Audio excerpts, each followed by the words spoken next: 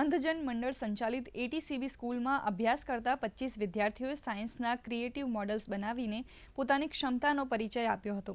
તેઓએ global warming, આબોહવા પરિવર્તન, વિજ્ઞાન ક્ષેત્રે ભારતની પ્રગતિ જેવા વિષયો પર પ્રોજેક્ટ્સ બનાવીને ઔદ્યોગિકરણના કારણે બેફામ પ્રદૂષણ કરીને પૃથ્વીનું સંતુલન ખરાબ કરનાર માણસોને ચેતવ્યા હતા.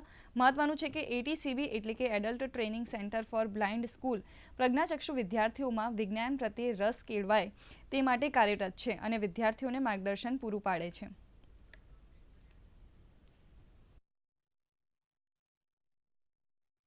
ગઈકાલે અમારે ત્યાં વિજ્ઞાન મેળો યોજાઈ ગયો અને એમાં 25 જેટલા અંધ બાળકોએ ઉમળકાભેર ભાગ લીધેલો હતો.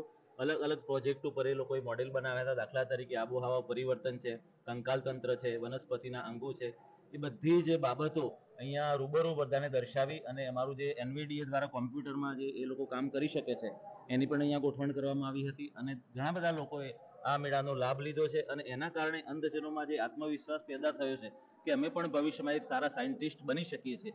એ એવું સ્ક્રીન રીડર છે કે અમે અમારા કોમ્પ્યુટર પર કંઈ પણ ટાઈપ કરીએ, કંઈ પણ કમાન્ડ આપીએ તો એ અમને રીડ કરીને આપે છે. હવે દાખલા તરીકે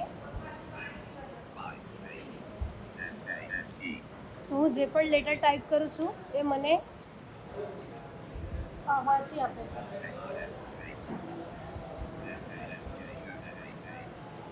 ये जो है सोलर पैनल, ये सूर्य की किरणों को परावर्तित करके इसमें स्टोर करके ये बैटरी में स्टोर करता है, जिससे बहुत सारी पावर्स भी बचती है और जिससे पर्यावरण को ज़्यादा हानि भी नहीं होती.